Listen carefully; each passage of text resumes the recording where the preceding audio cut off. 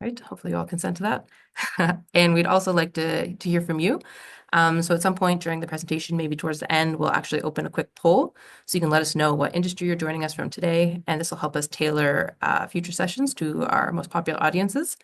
And after the session, we'll also send a follow-up email in the coming days, which will include some key takeaways and an opportunity to provide some more feedback and suggestions for future events. So please keep your eyes peeled.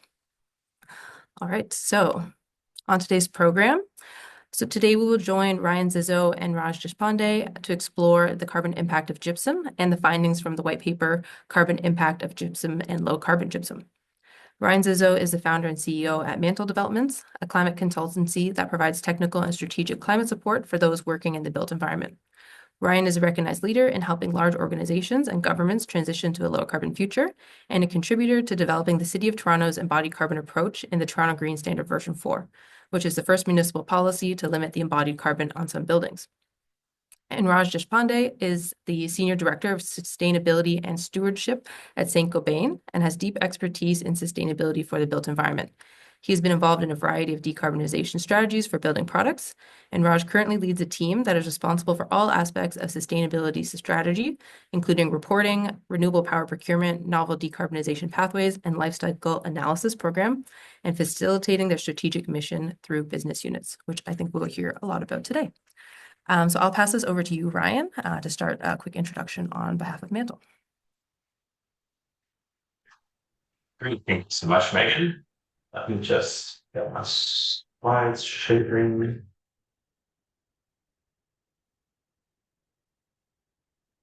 There we go. So I am going to kick us off with a few slides introducing Mantle and quick overview of some of the work that we did looking at the carbon footprint of gypsum. Then we'll hand it over to Raj.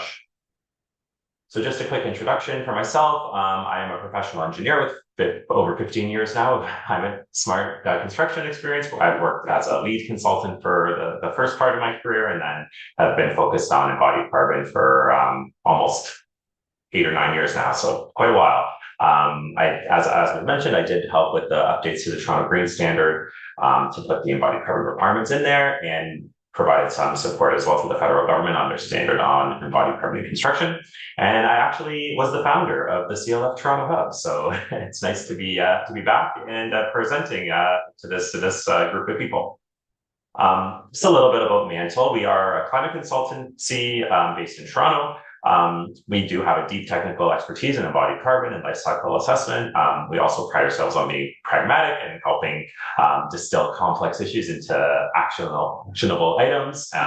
And we have a focus on really making co-benefits between climate and business. We understand climate solutions only work if they're also good for business. So that's really where we focus our efforts.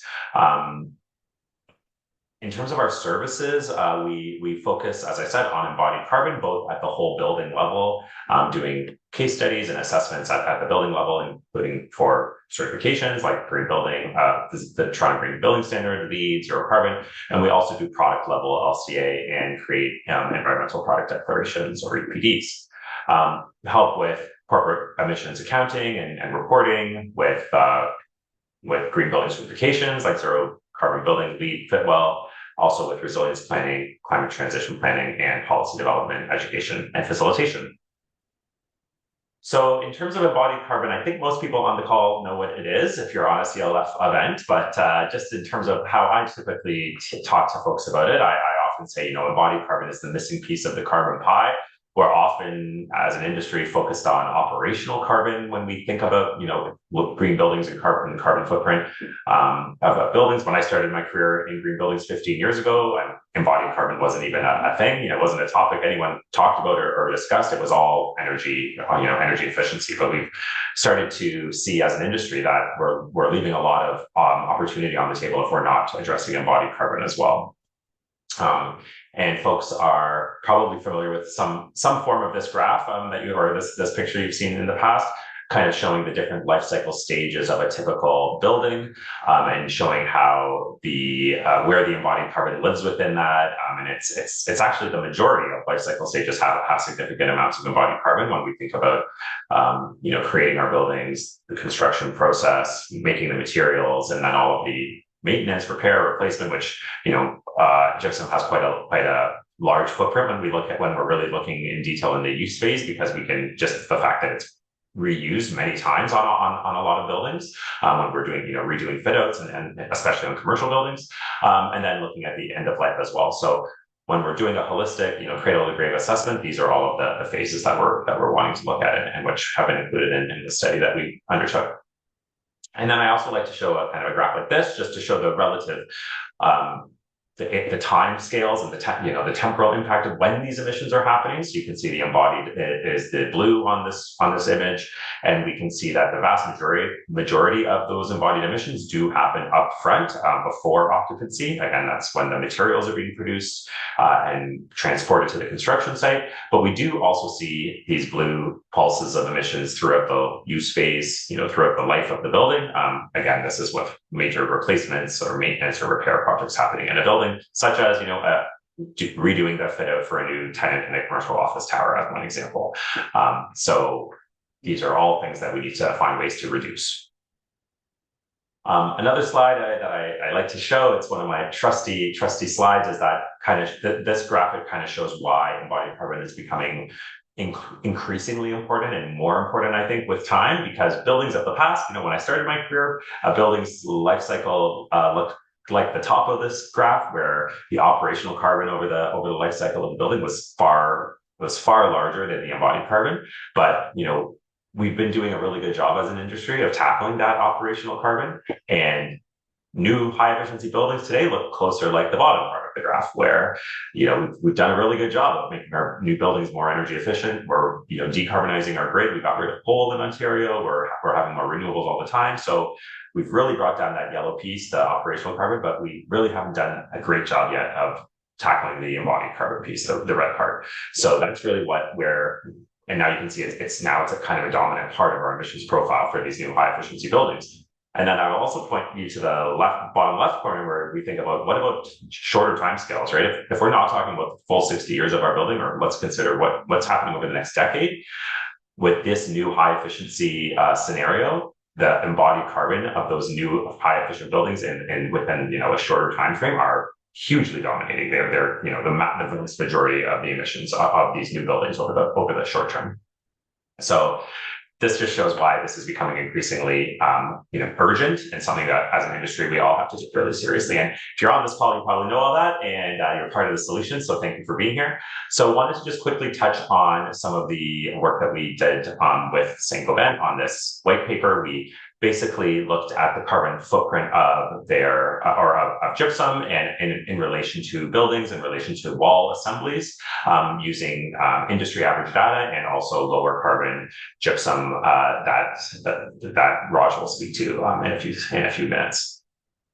We basically looked at, when we're comparing the carbon footprint of these various options out there, we can see that gypsum can account from anywhere between 2 to 30% of the carbon footprint of a typical wall assembly. So that's quite a big range, and that varies depending on the type of gypsum, obviously, but other things as well in terms of the types of studs that you're using, or insulation, other options like this. So there are opportunities for very low carbon in our wall assembly, very low carbon gypsum in our wall assemblies, and that's really what we're trying to shine a light on and make sure that the industry knows that there are opportunities to minimize carbon in our wall assemblies through lower carbon gypsum and other lower carbon materials as well. And as I kind of alluded to before, gypsum is one of the materials that gets reused multiple times throughout a building, on many buildings, not always, but especially in commercial office buildings, if we're seeing a tenant space remade, it's not uncommon to see new drywall go in. So this is something that as an industry we need to think about, if especially these high rotation materials, we want to really make sure that we're prolonging the life of them, but B, when they do need to be replaced, making sure that we really are prioritizing lower carbon options. And I guess I should just say, the publication is available on our website. So anyone that wants to dive into it, please check out our website, mantledev.com/publications, and you can see a lot more details that we're not going to get into today in the slides, but it is there online, available for you to sink your teeth into. And wanted to just kind of share this image, which was the carbon footprint of the cradle to gate, the A1 to A3 life cycle stages. And you can see the Gypsum Association industry average on the left there, 2.98 kilograms of CO2 per meter squared of product. And you can see a few a few facility specific results in the dark blue. And you can see the preliminary values for the Saint-Gobain and Certainty new low carbon gypsum facility in Montreal, which is significantly lower. It's almost a third of the other products we're looking at. So again, this is a really great industry leading example that we really wanted to shine a light on and hear a little bit more from Raj about today. So I think that was my final slide. I'm going to stop sharing and hand it over to Raj. Thanks, Ryan. Hey, good afternoon, everyone. Just wanted to go through a couple slides to introduce myself, introduce Saint-Gobain, and then dive into some details of the project that Ryan mentioned at the Montreal St. Catherine site in Quebec. Again, my name is Raj Deshpande. My role is Senior Director of Sustainability and Product Stewardship for Saint-Gobain North America. In this role, I'm responsible for about 170 manufacturing sites and about somewhere between $8 to $12 billion worth of products we sell, both in United States as well as in Canada. I am based just outside Philadelphia in Malvern, Pennsylvania.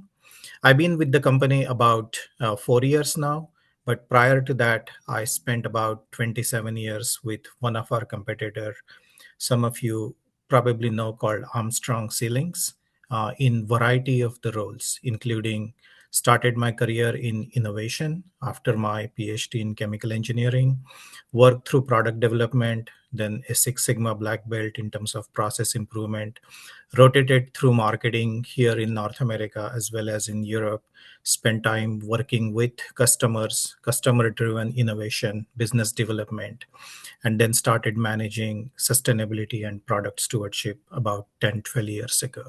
So I've been in this field for fairly long, building products, almost 30 years, sustainability about 12 to 15 years. Over the time, obviously, as ESG, sustainability, CSR gain momentum, it has become a passion. And that was one of the reasons I switched to Saint-Gobain about 4 years ago, in a way that I get to influence a broad portfolio of building products and solve the carbon challenge that we are dealing with. Next slide, please. So just in terms of to kind of level set who we are and what we are trying to do. Most of you probably know Saint-Gobain, Certainty, which is a more popular building products brand in North America. Saint-Gobain is over 350 years old company based in Paris, France. Started out with making glass for Palace of Versailles and since then expanded into multiple products. The recent strategy we are working on is labeled as Grow and Impact, essentially focused on growing companies' top line and bottom line, but at the same time managing and mitigating the impacts in terms of carbon as well as the material health that we talk about. Fortunately, I get to manage both sides of the equation, the planet health and material health in terms of sustainability and product stewardship. So we want to be a worldwide leader in light and sustainable construction. That's what we are trying to work on. And the way it is manifested is we want to be the solution provider for sustainable building products, building projects. And we also want to be a leader and knowledge partner in sustainable construction. On our group website, there is something called a sustainable observatory as well as sustainable barometer, where we engage in talking to our customers around the world and summarizing the sustainability trends around the world as well as localized trends in different countries. We are committed through the Science Based Target Initiative to complete decarbonization by 2050. However, we do have interim goals by 2030 that we are working towards, operationalizing project to deliver on those. Those are reflected in those 4 picket fences type of a sketch there. Uh, Water, carbon, circularity, and life cycle analysis. Those are the key metrics that are presented there. 50% reduction in water consumption, 33% reduction in scope 1 and scope 2 emissions, and 16% reduction in scope 3 emissions. The circularity targets relate to use of recycled materials and reducing the waste that we send to landfill, both from our sites as well as we are trying to influence the waste that goes to landfill at the end of life for our products from a demolition project. And then we are committed to 100% life cycle analysis of all of our product by 2030. Uh, we publish our sustainability results in our annual report, and what I'm showing on the right hand side is the 2024 year end performance. This annual report, I have the link there, came out about a week ago, and those are the numbers. For scope 1 and scope 2 worldwide, we have already achieved our goal of 33% reduction. Majority of the projects are driven through renewable energy, and about 67% of the global energy consumption our group has, which is like close to about $500 million spent on electricity purchase, is decarbonized. On scope 3, it remains a challenge, but we have projects targeting about 70% of our emissions. The results are probably delayed through like another 2 or 3 years prior to, we will publish scope 3 numbers, but those projects are rather challenging. 70% of our worldwide revenue comes from sustainable products. What that means is these products have industry leading recycled content, they have insulation value, they have LCA, EPD published, etc.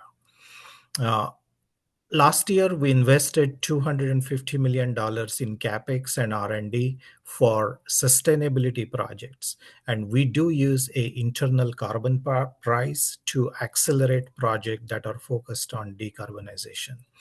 And at this point, 60% of our product revenue is covered by published EPDs around the world. Saint-Gobain is the leading publisher of EPDs around the world, and I can tell you that the 60% number is much, much higher in North America. We do not publish these results at North America level. We publish them at the group level. In North America, that number is well ahead of 90% in terms of product revenue covered by EPDs. I manage an internal team of LCA analysts who are specialized in conducting LCAs and publishing EPDs. And for a product that you're working on, for some reason, Saint-Gobain does not have an EPD, we can, get to it rather quickly following the customer demand. Just to give you a quick idea on types of project we are working on for scope 1, scope 2, and scope 3 elimination. We, like any other manufacturing company, have a typical fingerprint of these emissions. 75% of our emissions come from scope 3 or the value chain carbon. 20% come from on scope 1 is 20%, which come from direct emissions from our manufacturing site, and 5% from indirect emissions or electricity purchases. So for scope 1 projects, these are fairly known projects. These are known technologies that we are trying to work through. Heat recovery, number one. Then electrification, wherever we are using natural gas, we are trying to electrify those burners or those dryers. And where that electrification is not that attractive, so to speak, we are trying to explore biofuels or hydrogen as a alternate fuel to burning natural gas. For scope 2, our in addition to improving our electricity efficiency at our manufacturing site, we also engage around the world in virtual power purchase agreement, both solar and wind. Some sites have some countries have also looked at geothermal energy procurement. In addition to that, we are also installing on-site solar panels at our sites. We are also in the business of selling solar panels, so why not use our own panels at our own site? And then in terms of scope 3, obviously, reformulation of the products using a lower emission factor substitute for a raw material, then working with supplier, sharing our scope 1 and scope 2 reduction strategies with them in a way that they can reduce their scope 1 and scope 2, which in return reduces our scope 3 through supplier engagement. Also working on circular economy, which is a strategic enabler for us to reduce waste as well as procure raw materials, which are increasingly becoming challenging around the world.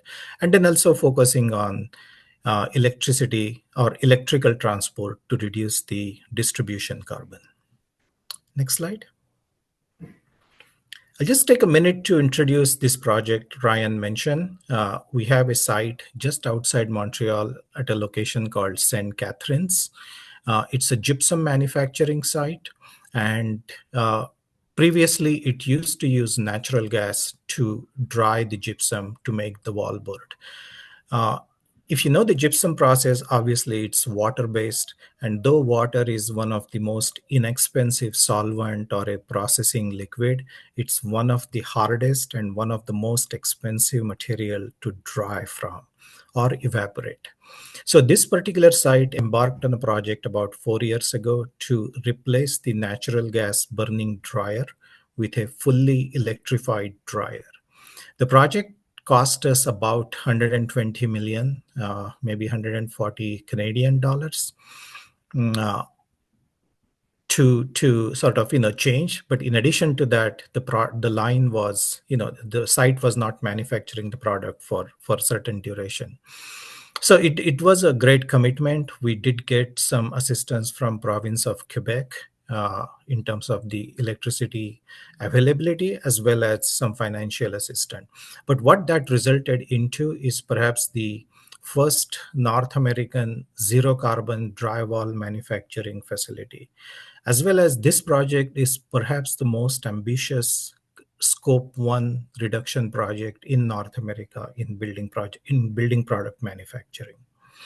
So the actions we engaged in as we embarked on electrification of the dryer is basically focus on heat recovery. The dryer that was there was, a couple of decades old. It was completely replaced. So we used smart energy sensors and meters using the latest technologies, insulated the equipment, and then changed the dryer in a way that it is electric. As you know, in province of Quebec, it's mostly hydroelectricity, which is decarbonized. And then we also change manufacturing formulation in a way that we are using more recycled content. So we took the opportunity to sort of inject all the technologies that we know to bring this site to the state-of-the-art manufacturing from sustainability viewpoint. The impact is, right there. And 30%, we are predicting 30% reduction in energy usage, 100% reduction in scope 1 and scope 2 emissions, primarily, again, driven by replacing natural gas with decarbonized electricity. That will result somewhere between 50 to 60% reduction in embodied carbon, cradle to gate, and about 40 to 50,000 metric tons of carbon emission reduction. At the same time, we are predicting this site will increase the manufacturing capacity to meet the increasing demand in the Canadian markets.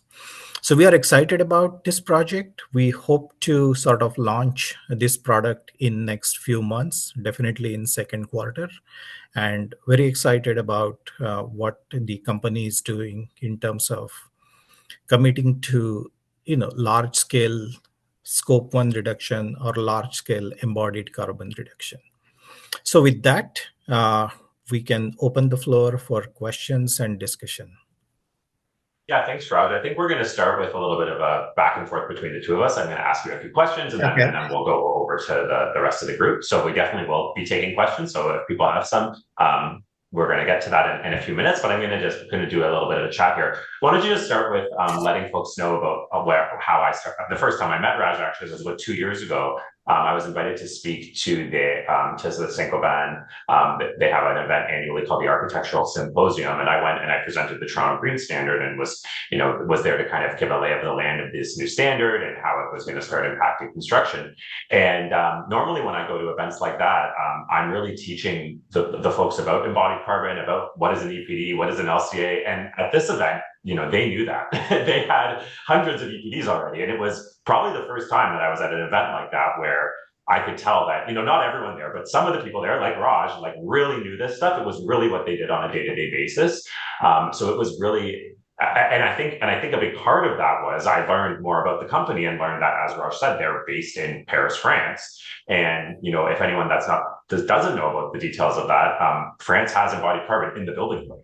Right. So this company is born from and grew in a place that is probably the leader, if not one of the, very, very few top places in the world in terms of embodied carbon management. So just wanted to set the context that Saint-Gobain really is ahead of the curve on this, and ahead of the curve. And I think that, it's really great to see them bringing that passion and that experience from the French and the European context to North America and starting to decarbonize some of their plants like that. So just wanted to provide that context. But maybe I wanted to ask Raj if you could speak a little bit to how you've seen embodied carbon becoming more of an important issue in the North American context over the last few years, because obviously it's not at the same level of management as it is in Europe right now. But I'm wondering if you could kind of share with the group how you've seen things change over the last few years. Yeah, certainly. I mean, obviously you can compare year over year increase in EPD demands, et cetera, et cetera. But I can go number of years back, like 15 years ago in building products industry, having an EPD was success. Hey, you have published EPDs is sufficient.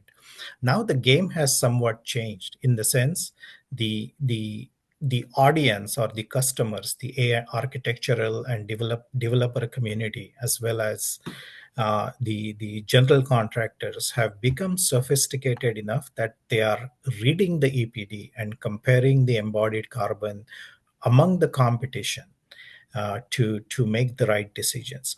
So those things are manifested in different way for a manufacturer. Number one, our product managers constantly get these questions from their clients, an architect or a sustainability consultant. Hey, number one, do you have an EPD for that product? Where I can find it? Obviously, we are trying to make it easy on our website for customers to find. So just gauging the interest, which obviously the architects and developers are responding to local regulations or request from the building owners. Some of the sophisticated building owners like Facebooks or Metas of the world or Googles of the world are asking these questions. The other way we are sort of seeing increasing demand for EPDs, or at least questioning around that, is we track the analytics. How many times our EPD was downloaded on our website. We are also a active member and lister at Ecomedis, where all our sustainability data is displayed. And again, we look at the analytics over there, that the level of interest, and it's no doubt quarter over quarter, year over year, there is more and more demand. And from our corporate goal perspective, we are going to have EPDs and LCAs for 100% of our product group. Some of them may not be EPDs for like a small volume product. Maintaining EPDs is difficult, is cost prohibitive on some low volume products, but we would have internal LCAs that we can make available. Great, thanks. Was wondering if maybe you could speak a little bit more to why developers should be thinking about gypsum and as part of their decarbonization plans. I kind of spoke to it a little bit at the start in terms of the reuse that happens in gypsum, or the multiple applications of gypsum over the course of a life. So could you kind of, from your perspective, speak to that a little bit as to why this should be on developers' radars? Yeah, again, like if you look at a constructed building, there are probably anywhere between 500 to 10,000 materials that are in there, and most of the audience probably know better than me in that respect.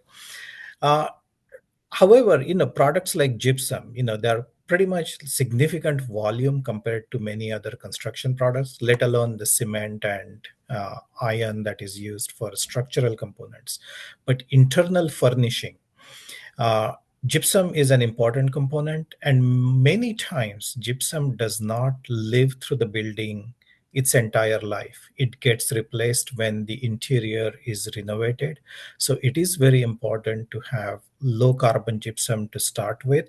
Chances are when a tenant moves out and the new tenant comes in, there is light retrofit and a lot of gypsum is taken out. So it does, I mean, obviously it is a component, and I think your study showed that it is somewhere between 2 to 7% of wall assemblies.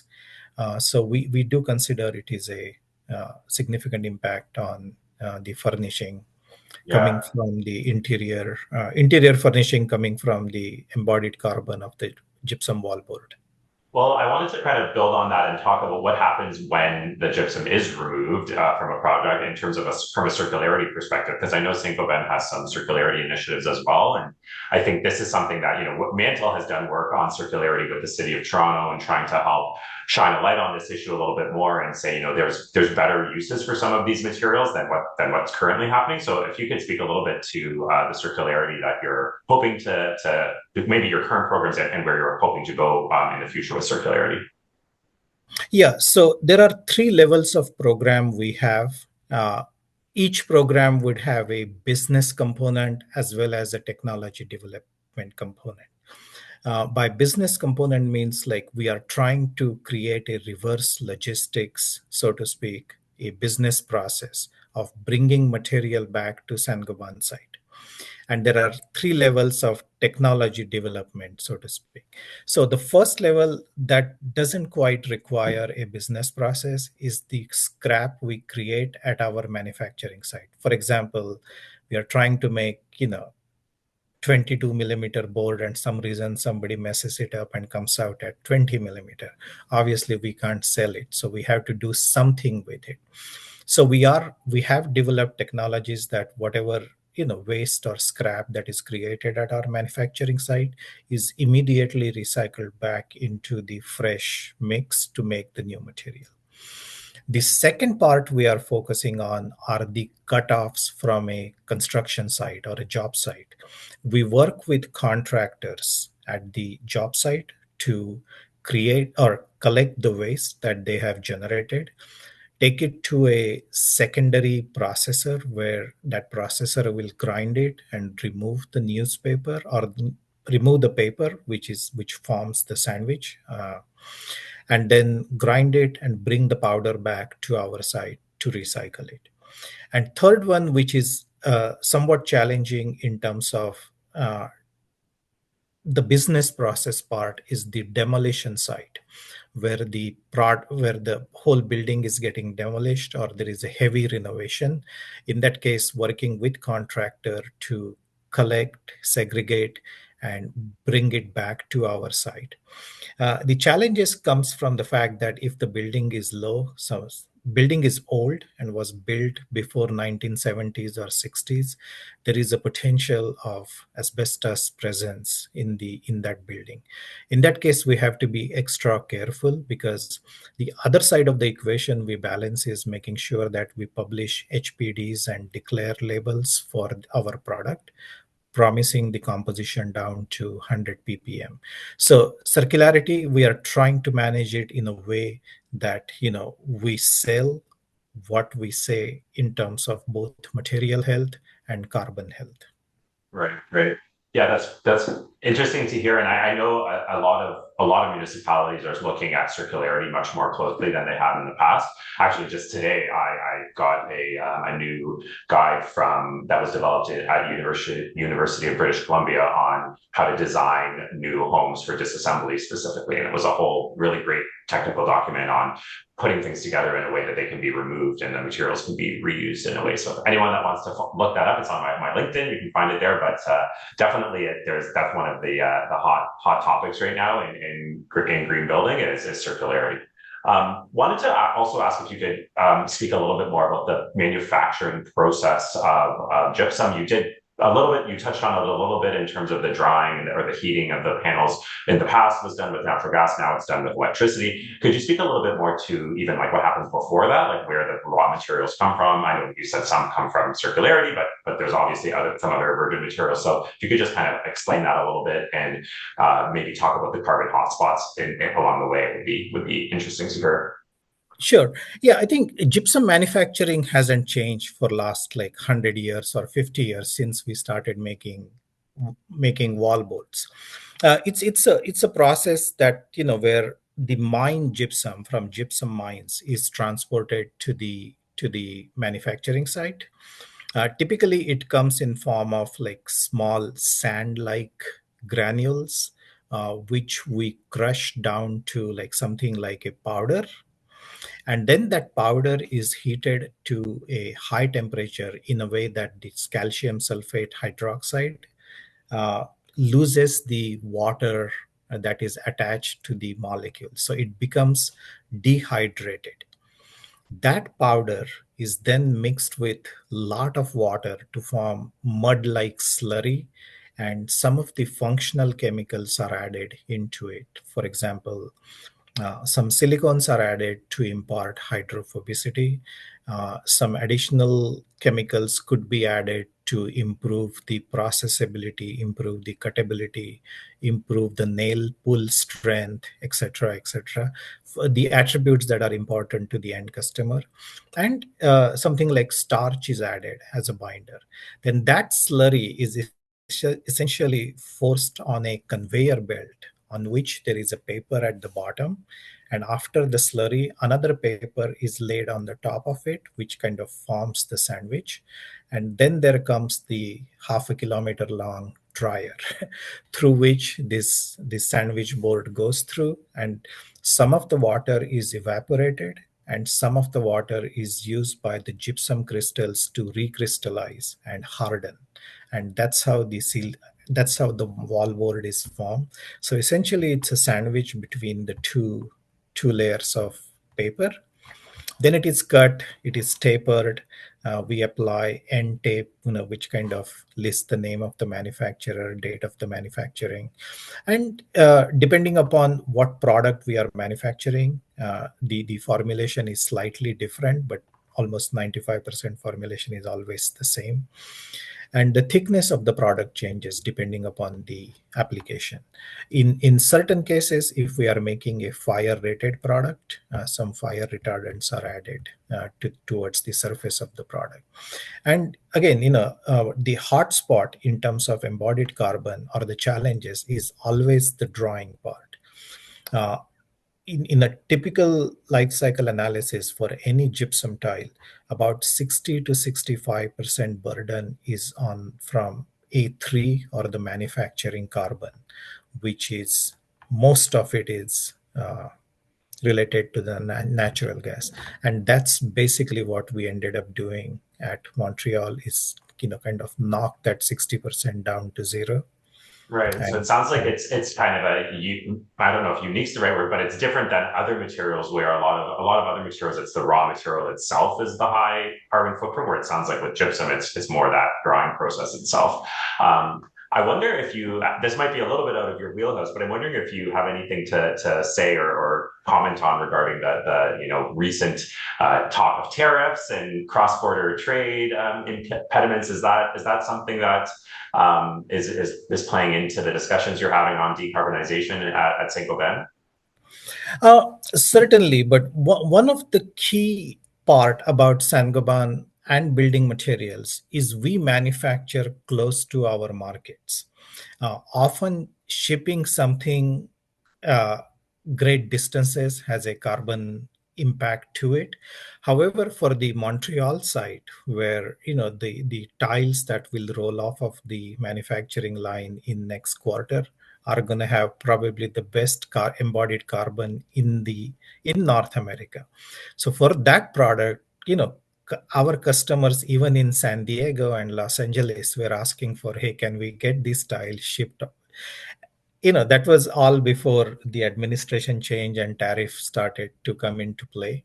But we did carbon modeling around that one. We still think that for a customer in San Diego or in Vancouver, buying these lowest embodied carbon tiles it's still the best way to reduce their carbon.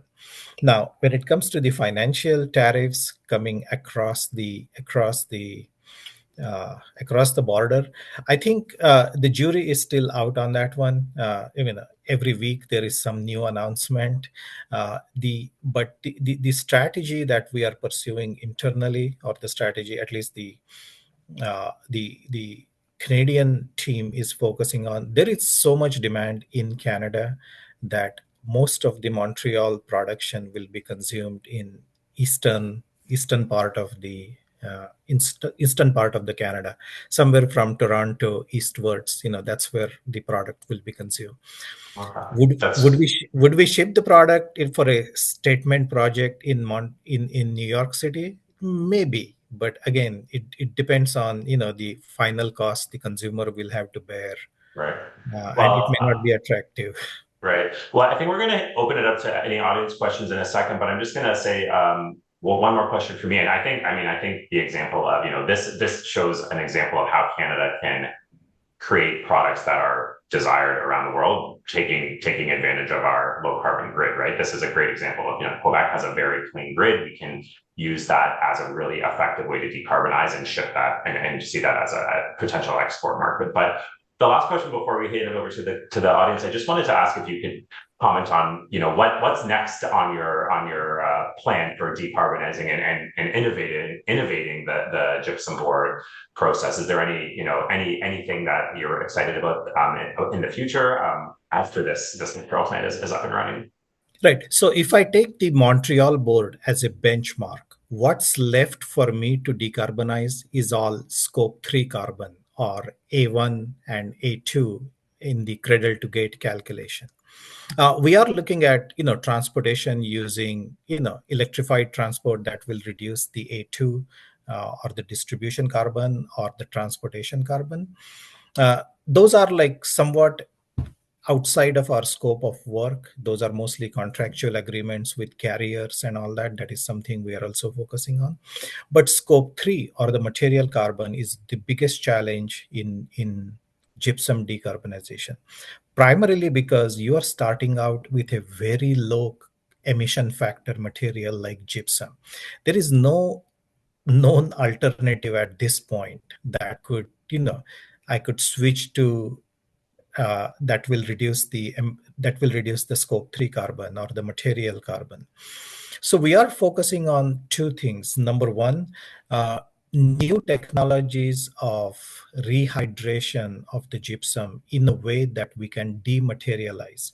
We can reduce the density of the tile, but still maintain all the mechanical attributes of the property. That is really getting down to the molecular level of gypsum chemistry, and those are very active projects.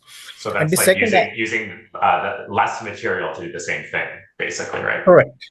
Yes. Okay. So that is a direct proportionality that you can reduce the scope 3 carbon. And then the second life material, which is circular material. So by life cycle calculation, you start out with zero. It's a second life carbon. So we are looking at bringing back as much as we can and creating technologies to use it more effectively. So the real focus for gypsum decarbonization now is shifting towards the scope 3 carbon. The fact of the matter is, in some parts of the world, including in the United States, where the grid is not as clean as Quebec, electrification is not an attractive strategy yet. hopefully another 10 years down the road, everybody can learn from Montreal example and electrify gypsum manufacturing. Great. Thanks for that. Thanks for that. Wanted to open up to the audience who has some questions. I think you can just go ahead and unmute yourself, turn your camera on, and ask away. Maybe I'll hand it back over to Megan to. Yeah, I've actually got a couple questions just to kick us off. Well, I think people are still canoodling their own questions. But I think from a developer perspective and even from the eyes of like politicians and just that audience in general who are maybe looking to attract jobs or businesses to certain regions, was there a reason you picked Montreal because of the clean grid, or was it more just happen chance that you happen to be building a manufacturing facility where the grid was clean to choose for for the zero carbon manufacturing plant? So this is not a green site. This is a brown. I mean, this site had been functioning for last like 20 years plus. So all we did there is increase the capacity and change the dryer. So basically for us, it was not a new construction of the whole site. Obviously, there was a significant modification, including the building modification.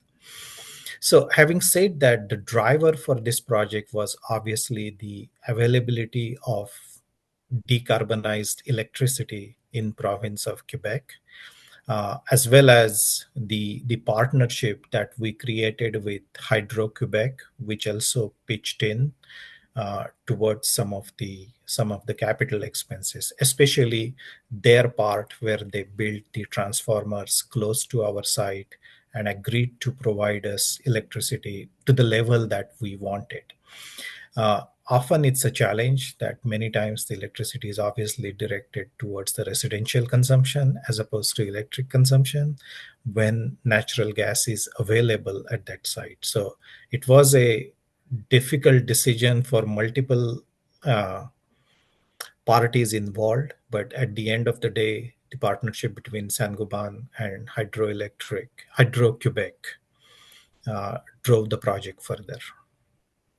Yeah, that's amazing. Yeah, we're seeing that on, I think, a lot of electrification projects across the board. Just integration and collaboration with like the LDC companies is just critical. Otherwise, I mean, in theory, you can decarbonize, electrify, do all this stuff, but if you kind of Yes. can't get the supply, it's impossible. So that makes a lot of sense. That's great. I also had a couple other quick questions, but I can continue to steal the mic. I don't see any others popping up. But I had a question if it's only gypsum wallboard being manufactured in the facility, or are there other products that are going to be coming out of that plant as well? No, that is only gypsum wallboard manufacturing facility. And if you haven't been to one of the site, it's an amazing site to watch where like these machines run so fast and they're making material worth filling into an 18-wheeler in less than 10, 12, 15 minutes. So a truck leaves that facility every 10, 15 minutes or so. Wow, it reminds me of the show. Do you remember How It's Made? I'd like to see that. I used to love that show.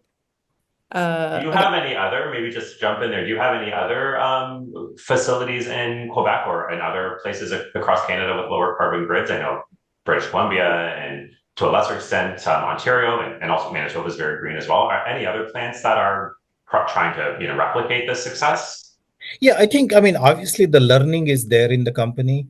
We have done similar projects in Norway and in Scandinavian countries where also the electricity is decarbonized. And then recently, as you all know, we acquired three large building product manufacturers in Canada, the Building Products of Canada, K-Can, and Bailey Metal System. So, which is like about combined is about $2 billion acquisitions in Canada, and we basically doubled our footprint in Canada in last 4 years. So wherever we can electrify, we will electrify. So a lot of these facilities are in province of Quebec. Building Products of Canada operates like two sites close to Montreal. K-Can has a site. Obviously, K-Can, their manufacturing is all electrified. So yeah, those are valid strategies where we can electrify. We will electrify, and province of Quebec is a prominent place to follow that strategy, financially attractive and sustainably sustainability wise attractive too. And what are the main products that those companies manufacture? You said K-Can and building products. So KCAN is involved in manufacturing vinyl siding and aluminum siding, mostly for residential products. Building Products of Canada makes roofing products like shingles and wood fiber based composites for furniture manufacturing, interior construction. And Bailey Metal Products is involved in all metal production like ceiling grid, uh, structural beams, etc. Well, we're looking forward to hearing more zero carbon products coming out of Saint-Gobain's Quebec Yes. product team or team of companies. So it's great to hear. Any other questions? Oh, it looks like we've got one question in the chat. Can you share which properties of the gypsum wallboards are most difficult to maintain when considering alternative low carbon replacements or mixtures? Yeah, so I think one of the focus for us in this project was maintaining all the properties that we were, advertising or we were marketing prior to the dryer change. So, I mean, I think what we are saying with this new product, it is transparent to the end customer. You will not notice any change in the final attributes of the product by the process change we are doing.